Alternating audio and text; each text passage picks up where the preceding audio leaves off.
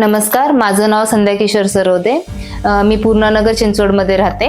माझा बिझनेस आहे aromatic candle आणि रेझिन आर्टचा. त्याच्यामध्ये माझ्या बिझनेसचं नाव आहे टियाज क्रिएशन्स.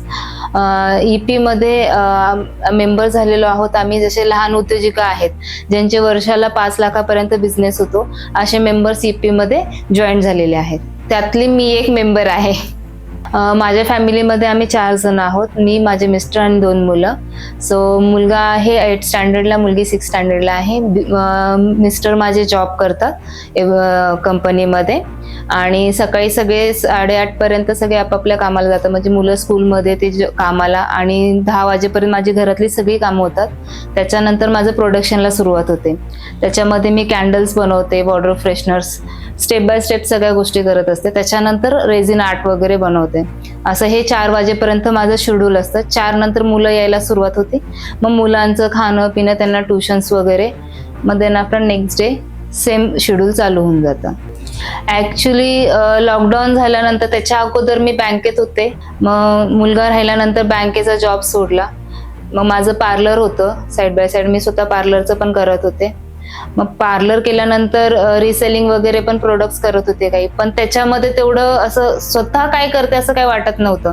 आणि लॉकडाऊन आल्यानंतर सगळं स्टॉप झालं. म्हणजे पार्लर सगळंच बंद झालं. मग पुढे काय करायचं, कारण की घरात तर असं बसायला मला आवडत नव्हतं. असंच युट्यूब हे ते बघत बघत मग कॅन्डल्स दिसले क्रेयॉनचे वगैरे बनवताना, तर मी स्वतः ट्राय केले घरामध्ये. मग मला केमिकल संग नव्हतं खेळायचं. मला ॲरोमॅटिक कॅन्डल्स जे आहे ते सोया वॅक्स व्हेजिटेबल ऑइल्सने बनवलेले असतात. मग मी ती आयडिया घेतली मैत्रिणींकडून वगैरे. मग ऑनलाईन ऑफलाईन क्लासेस केले आणि मग हळूहळू त्याच्यामध्ये इम्प्रूव्ह करत गेले गोष्टी. आणि ह्या सगळ्यांमध्ये मिस्टरांचा खूप मोठा सपोर्ट आहे, की त्यांनी म्हटलं तू कर, तुला जे करायचं ते कर, मी तुला सपोर्ट करतो, फक्त करत राहा, तू घाबरू नको. माझा सगळ्यात पहिला जो स्टॉल होता, ज्यावेळेस मी कॅन्डल फक्त शिकले होते आणि पर्स फ्रेशनर, वॉटर फ्रेशनर्स, त्यावेळेस मी एका ठिकाणी फर्स्ट टाइम स्टॉलला, कारण की सेल कसा करायचा आहे काही माहित नव्हतं. मग एक असंच आम्ही शॉपमध्ये गेलो होतो एका आंटीच्या, त्यांचं गिफ्टिंगचं शॉप्स आहे. तर त्यांना आम्ही म्हटलं की तुम्ही आमचे प्रोडक्ट ठेवा. तर ते म्हटले मी ठेवते, पण माहित नाही आता इथलच्या लोकांना आवडतं नाही आवडतं, कारण हे वेगळी गोष्ट आहे कॅन्डल्स. तर म्हटलं तुम्ही ठेवून बघा, पैसे आत्ता देऊ नका, म्हटलं सेल झाल्यानंतर द्या. तर त्यांनी मला आयडिया दिली की इथे असं एक स्टॉल आहे चिंचवडमध्ये, तू जा, त्यांना विचार स्टॉलची काय प्राइस आहे ती भर आणि तू स्टॉल लाव. म्हटलं ठीक आहे.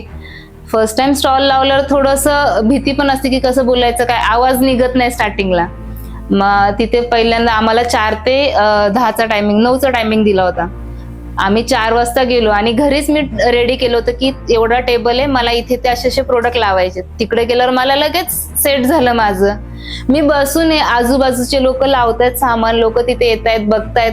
माझे इथे सुगंध येतोय म्हणून फक्त सुगंध बघतात आणि जातात. पण सेलिंग काही नाही झाली 7 वाजेपर्यंत. 7च्या नंतर 7 पर्यंत मला तर रडायला आलं की मी 3 तास झालं मी बसलीये, माझ्याकडून कोणी काही घेतलं नाहीये, माझं प्रोडक्ट एवढं छान आहे तरी सुद्धा. मग नंतर 7 नंतर ज्यावेळेस कस्टमर प्रॉपर चालू झाले तिथे, त्यावेळेस फर्स्ट टाइम माझा बिझनेस 5,000चा झाला. सो ते खूप म्हणजे असं वाटलं की नाही आता मी करू शकते, माझे प्रोडक्ट हिट आहेत, लोकांना आवडत आहेत, ह्याच्या पुढे मी करू शकते. म्हणजे पहिल्यांदा इतकं छान रिस्पॉन्स भेटल्यानंतर मी कंटिन्यू सुरुवात केली त्या प्रोडक्टला. कस्टमरला प्रोडक्ट माहितीच नाहीत ॲरोमॅटिक कॅन्डल म्हणजे काय. मग लोकांना सांगावं लागलं की फक्त हे तेवढ्यासाठी नसतं, हे रिलॅक्सेशनसाठी असतात, मेडिटेशनसाठी कॅन्डल्स असतात, घरातलं एन्व्हायरमेंट चांगलं व्हावं त्यासाठी असतात म्हटलं कॅन्डल्स. कॅन्डल्स फक्त लाईट गेल्यावर नाही लावत, कॅन्डल लाईट डिनरसाठी तुम्ही यूज करू शकता. अशा एक गोष्टी त्यांना सांगत गेल्यावर मग त्यांना कळाल्या त्या गोष्टी. ॲक्च्युली एक फ्रेंड होती, त्यांचे स्टॉल लागणार होते युथेड फाउंडेशनचे. मग तिथे गेल्यावर कळलं की युथेड फाउंडेशनचे स्टॉल आहेत आणि ते फ्रीमध्ये होते आमच्यासाठी स्टॉल्स. आणि तिथे सपोर्ट खूप छान भेटला, तिकडे कस्टमर बेस पण खूप छान भेटला आम्हाला. आणि मग त्यांच्या फाउंडेशनमध्ये त्याच्यानंतर आम्ही जॉईन केलं आणि सपोर्ट खूप छान आहे. म्हणजे कुठेही स्टॉल द्या, फेल्युअर नाहीये. असं नाही की तुम्ही बसलेत आणि तुमचं सेल होत नाहीये, असं युथेड फाउंडेशनमध्ये कधीच झालं नाही. जिथे आम्ही लावले स्टॉल सगळे प्रॉफिटेबल आणि सगळे कस्टमर बेस पण खूप छान भेटले आम्हाला. EDPची ट्रेनिंग घेतलेली आमची, तर त्याच्यामध्ये पण ऑनलाईन वगैरे कसं करायचं, काय कस्टमरशी कसं बोलायचं, कसे प्रोडक्ट सेल करायचे, कसे तुम्ही पॅकेजिंग वगैरे करायची, लोकांशी कसं कनेक्ट राहायचं, त्या सगळ्या गोष्टी त्यांनी त्याच्यातून आम्हाला सांगितलं होतं. ॲक्च्युली कस्टमर बेस वाढला तिथे गेल्यानंतर. अगोदर कस्टमर बेस कमी होता आणि नंतर तिथे गेल्यानंतर नवीन लोक भेटले. नवीन लोकांमुळे त्यांच्यामुळे अजून त्यांचे दुसरे फ्रेंड्स वगैरे, आणि तिथून मला ऑर्डर्स वगैरे पण येत होते.